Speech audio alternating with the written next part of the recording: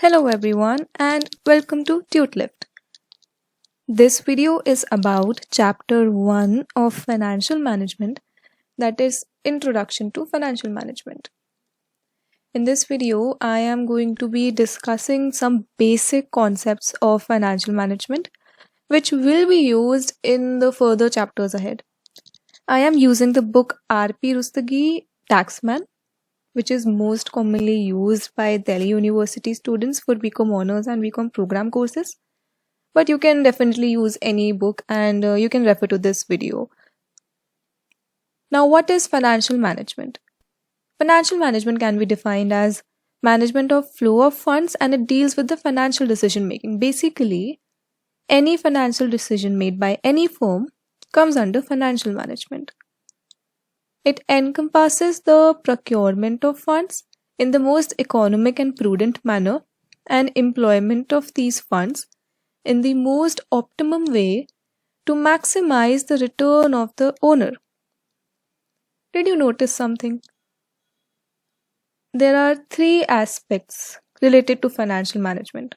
Number 1 is procurement of funds. Number 2 is employment of these funds in the most optimum way. And number 3 is maximizing the return of the owner or the shareholders.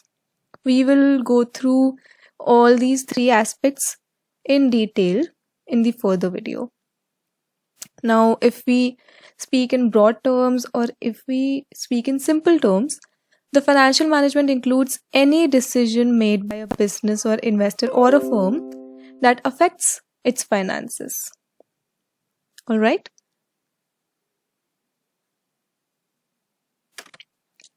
Now, what is financing and what is investing? Financing. Financing deals with the management of sources of capital, whereas investing deals with the management of uses of capital. Basically, when a firm starts, it has to decide कि हम capital कहाँ से लाएं. Then it has to decide कि इस capital को हम use कहाँ करें. Right?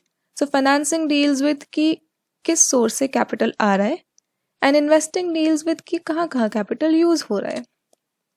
The financing area concentrates on the type, size, and composition of capital resources, whereas the investing area concentrates on the type, size, and composition of investment of capital.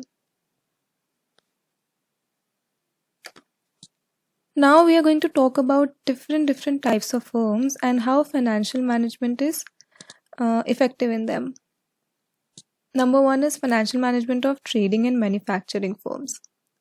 So what happens in these firms is that the finance manager acquires the funds from financial markets by offering different types of securities and then invests these funds in purchasing real and tangible assets. So basically shares or securities are traded in the financial markets and then assets are purchased through the money which is acquired from the shares. This is also known as core financial management.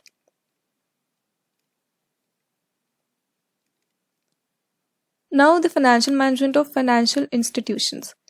What do? They raise funds in financial markets and invest these funds in the same financial markets. So basically, this is how financial institutions function, like banks and other financial institutions. Financial activities related to investment management. This area focuses attention on whether the investor put all his money in one financial asset or a combination of different financial assets. This is also known as portfolio management. So basically, if an investor is investing in different shares, the investor has to decide that should I go with one type of share or should I invest in different types of shares so as to I can maximize my return.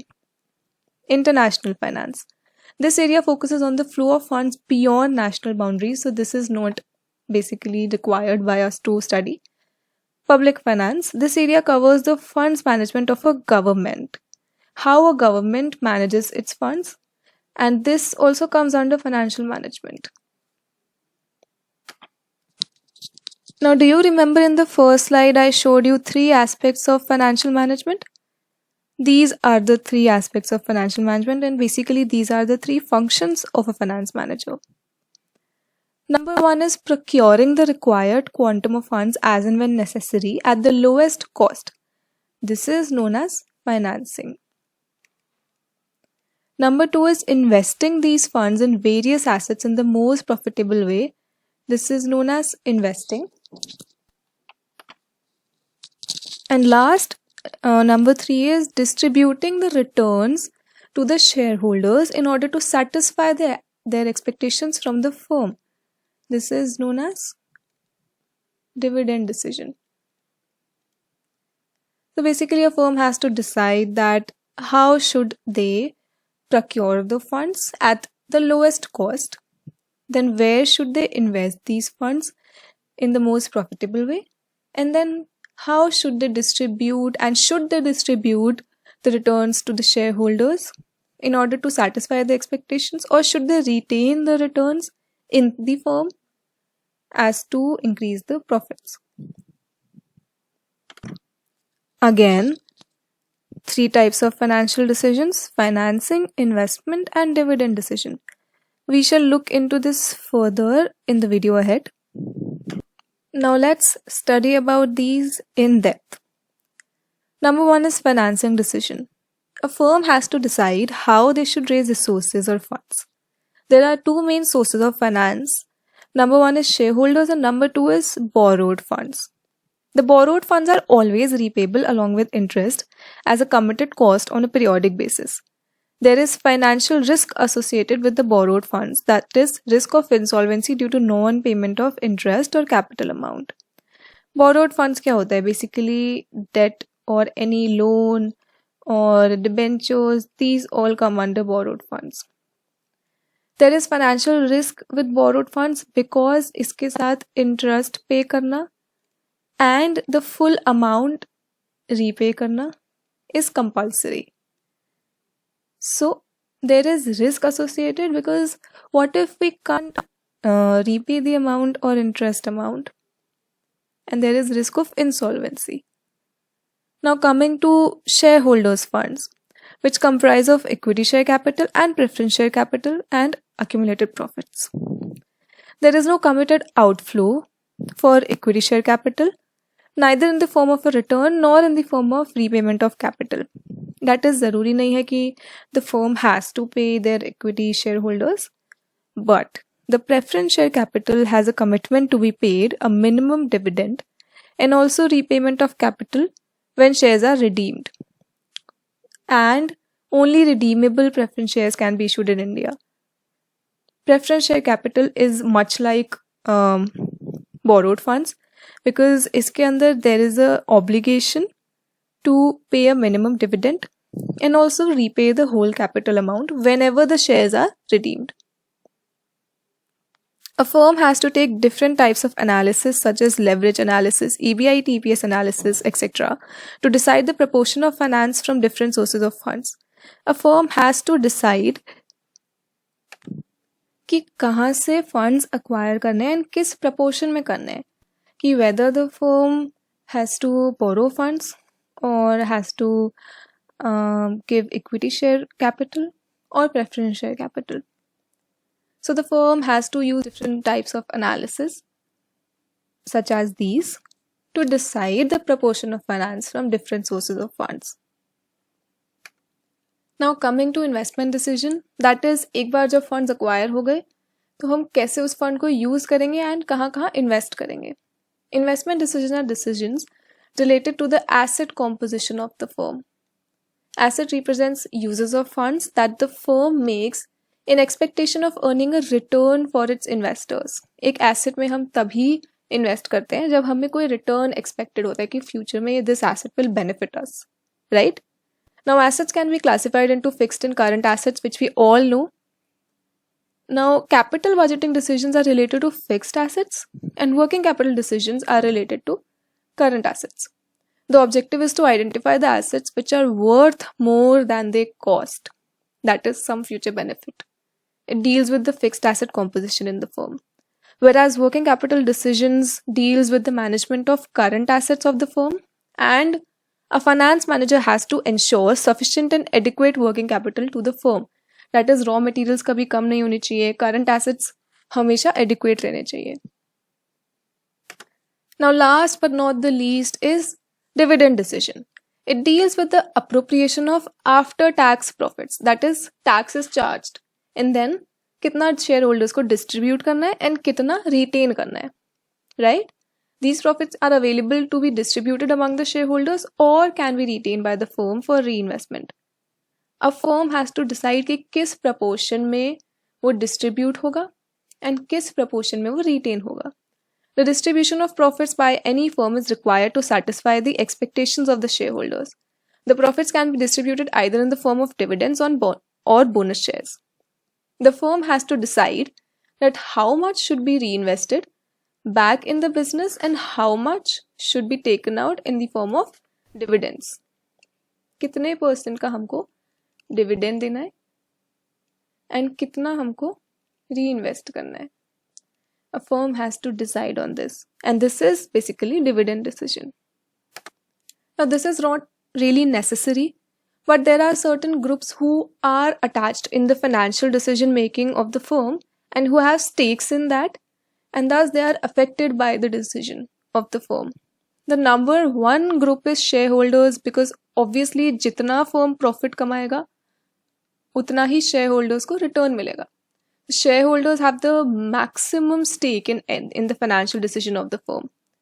बाकी सारे players are not that invested, but yes, they are somewhat connected to the financial decision making of the firm, like debt investors, employees, customers, suppliers, public, government, and management. What are the objectives of financial management? These are the two major objectives of financial management. Number one is maximization of profits. For any firm, profit maximization is the implied objective and the basic goal. Obviously, कोई भी firm का basic objective यही होगा कि हमारा basic objective यही होगा कि हमको profits maximize करने हैं. The profit can be measured in terms of total accounting profit available to the shareholders before taking into consideration the effect of EPS, dividends paid, etc. So basically हमारा total profit जो हम earn करते हैं before taking into consideration other things which is available to the shareholders is the profit of the firm. The profit is considered as the yardstick for the economic efficiency of any firm. Profit maximization as an objective would also lead to efficient allocation of resources in the firm and for the society. Basically जितना ज़्यादा profit होगा उतना ज़्यादा efficiently resources allocate हो पाएंगे firm के side से भी and society में भी. Now the second objective is maximization of shareholders' wealth. What is shareholders' wealth? Shareholders' wealth is generally expressed in the terms of maximization of value of shares. Basically अगर एक share का value बढ़ जाता है then it is considered कि shareholders की wealth बढ़ रही है. The economic value of shareholders' wealth is the market price of the share, which is the present value of all future dividends and benefits expected from the firm. Now, the shareholders expect a certain amount of dividends from the firm in the future as well. But उन dividends and उन benefits का present value is not the same as future value. So इसमें एक concept आता है which is time value of money. Time value of money कहता है कि जो आपके future benefits होंगे और future amounts होंगी उनका present में value ज़्यादा होगा, right, as compared to the future. So time value of money is used to determine the present value of all future monetary values. So basically यहाँ पे time value of money apply होता है to determine the present value of all the future dividends and benefits. This takes into consideration the concept of time value of money. In simple words, the shareholders' wealth is represented by the present value of all future cash flows in the form of dividends and other benefits, right? Now you might be confused कि profit maximization और wealth maximization में फर्क क्या है? What is the difference? So here is the difference. Profit maximization measures the performance of any firm by looking at its total profit. This as an objective does not take into consideration the effect of earning per share, dividends paid or any other return to shareholders on the wealth to shareholders. मतलब सिर्फ total profit इसमें calculate किया जाता है and no other benefit is taken into consideration. No other dividend and things like that are taken into consideration in profit. Maximization as an objective. Whereas maximization of shareholders' wealth considers all future cash flows, dividends, earnings per share, risk of a decision. It considers all the future aspects. A firm that wishes to maximize the profits may opt to pay no dividend and to reinvest the retained earnings, whereas a firm that wishes to maximize the shareholders' wealth may pay regular dividends. Now a firm has to decide कि उसको कितना as dividends देना है and कितना retain करना है. So maximization of shareholders' wealth में ये सब decision and aspects consider किए जाते हैं. So obviously the shareholders would consider and prefer an increase in wealth against the generation of increasing flows of profits. क्योंकि उनकी wealth बढ़े, they would want that rather than firm की profits बढ़े. So we can conclude that the profit maximization can be considered as a part of wealth maximization, but should never be permitted to overpower the latter. That is, our number one objective should be wealth maximization rather than profit maximization. Now, coming to the two very important topics of financial management, risk and return. Let me take an example. An investor makes a fixed deposit at an interest of 10% per annum for a particular period with the scheduled bank. There is no risk attached with this investment as there is no variability in return. Scheduled bank के अंदर investment है, fixed deposit है, so उसको scheduled interest भी मिलने वाला है, fixed interest भी मिलने वाला है and repayment भी मिलने वाली है. So there is no risk as कोई return में variability नहीं है. He will get a fixed return. Now if we see that the same amount is used to buy equity shares of a company, then the return in the form of dividends from this investment may vary and thus it carries a certain amount of risk. अगर यही same funds वो equity shares में लगाता किसी company के, so उसका return जो है vary करता and thus उसके अंदर risk भी associated है कि क्या पता उसको return मिले ही ना, right? So what do we conclude here? The more certain the returns from an asset on investment, the less is the return variability and thus less risk, right? अगर जितने certain returns होंगे उतना ही कम risk होगा and अगर returns vary कर रहे हैं तो risk भी vary करेगा. That is अगर returns बढ़ रहे हैं risk बढ़ेगा, returns घट रहे हैं risk भी कम होगा. Return associated with a decision is measured as the total gain or loss expected over a given period of time by the decision maker.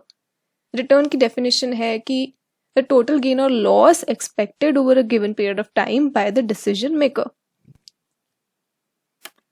Now we come to the types of financial markets. You might have studied this in your 12th standard as well. There are two types of financial markets. One is the money market and second is the capital market. Money market deals with short-term debt transactions. It consists of formal and informal markets. Informal market includes funds like chit funds, etc. and aren't governed by any government regulation. Whereas the formal market is under the presence of RBI and other financial institutions and includes commercial bills, treasury bills, etc. So money market जो है वो short term instruments के लिए होता है. इसके अंदर दो टाइप के markets होते हैं, formal and informal. Formal consists of treasury bills, commercial bills, etc. Informal consists of chit funds, etc. Capital market. This is for long-term financial assets such as shares, bonds, debentures, etc. It can be divided into new issue market, that is the primary market, and secondary market. Primary market is basically where new securities are traded. किसी नई company की new securities जो है वो primary market और new issue market में trade होती हैं. And the securities which are existing in the security market are traded in secondary market. Secondary market is in which the subsequent purchase and sale of these securities are undertaken. Subsequently जो purchase and sale होती है securities की, existing securities की, that happens in secondary market. Coming to the last part of the chapter, that is the types of financial assets. Number one is a share. A share represents an ownership interest in the assets of a company. Basically, shareholders वो होते हैं जो somewhat company के owner भी होते हैं. The companies in India are allowed to issue only two types of shares, that is equity and redeemable preference shares.